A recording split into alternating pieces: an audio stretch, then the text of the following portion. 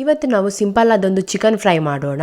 ಇದು ನೀವು ಬೇಕಿದ್ದರೆ ಡ್ರೈ ಮಸಾಲ ಅಥವಾ ಗ್ರೇವಿ ಥರ ಸಹ ಮಾಡ್ಕೊಳ್ಬೋದು. ಇದಂತೂ ತುಂಬ ಟೇಸ್ಟಿಯಾಗಿರುತ್ತೆ.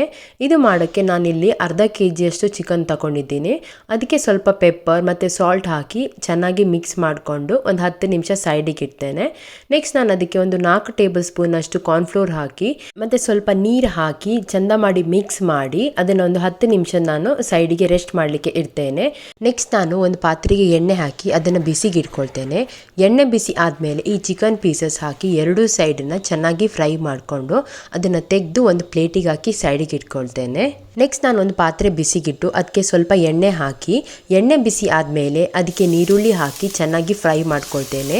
ನೀರುಳ್ಳಿ ಸಾಫ್ಟ್ ಆಗೋ ತನಕ ಫ್ರೈ ಮಾಡ್ಕೊಳ್ಬೇಕು. ಅದಕ್ಕೆ ನಾನು ಸ್ವಲ್ಪ ಬೇವಿನ ಸೊಪ್ಪು ಹಾಗೆ ಹಸಿಮೆಣಸಿನಕಾಯಿ ಮತ್ತು ಸ್ವಲ್ಪ ಬೆಳ್ಳುಳ್ಳಿ ಹಾಕಿ 2-3 ನಿಮಿಷ ತನಕ ಚೆನ್ನಾಗಿ ಫ್ರೈ ಮಾಡ್ಕೊಳ್ತೇನೆ.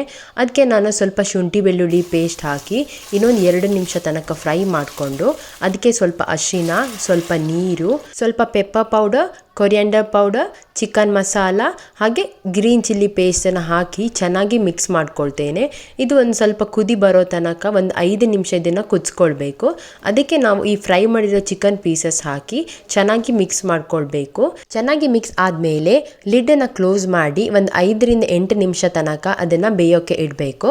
ಲಾಸ್ಟಿಗೆ ನಾವು ಕಸ್ತೂರಿ ಮೇಥಿ ಹಾಕಿ ಇನ್ನೊಂದು 2 ನಿಮಿಷ ಬೇಯಿಸ್ಕೊಂಡ್ರೆ ಟೇಸ್ಟಿ ಆದ ಚಿಕನ್ ಫ್ರೈ ರೆಡಿ ಆಗುತ್ತೆ.